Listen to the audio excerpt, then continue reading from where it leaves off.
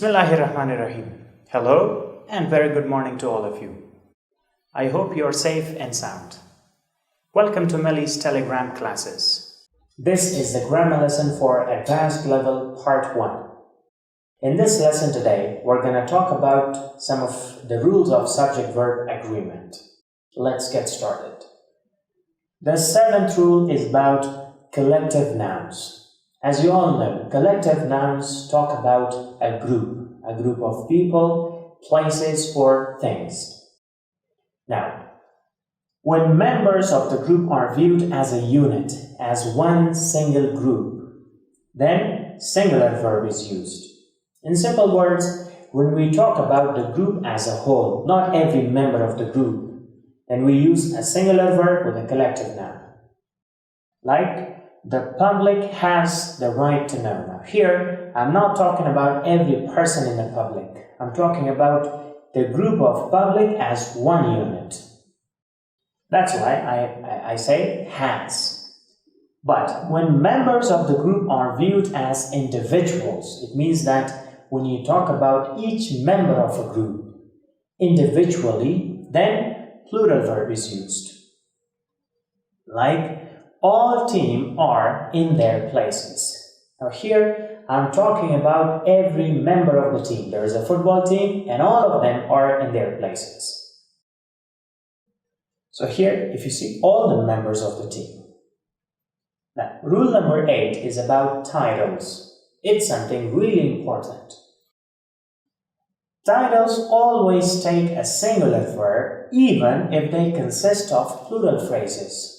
Now the problem with titles is that sometimes they can be plural and they will confuse you. For example, Reservoir Dogs. Now this is the name of a movie. So now you might be thinking that we have got dogs here. That's why we should say are a very violent film. But no, you're talking about one movie. The title is plural, but the movie is one. So what should we say? Is a very violent film. Like, let's say, Romeo and Juliet, it's the name of a novel or movie, was written by Shakespeare. Now, you might be thinking that, okay, the subject here is plural. We're talking about two persons, Romeo and Juliet. But no, that's wrong. Here, you're talking about one novel. That's why you should say, was written by Shakespeare. Rule number 9 is about plural nouns. Some nouns are always plural and take a plural verb. There are some nouns that are used commonly in our daily lives. They are plural in construction and in meaning. That's why we have to use a plural verb with them. For example, trousers, pants, glasses, pliers, scissors. If you think carefully, all of them come in pairs. Like trousers, they're like a pair. Binoculars, jeans, etc., etc. For example, his trousers, now you cannot say is old. What should he say? His trousers are old. Those scissors are made in China. You cannot say those scissors is made in China. The 10th rule is about words meaning also.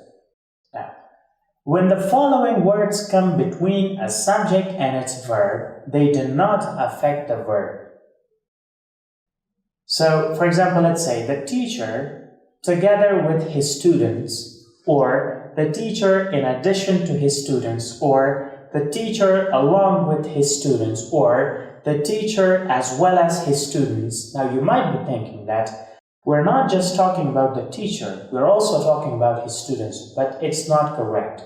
We're just focusing on the teacher. So the verb should be singular, is absent. So these phrases, the phrases that have similar meaning to also, like together with, in addition to, along with, or as well as, they do not affect the verb. If the subject is singular, the verb should be plural.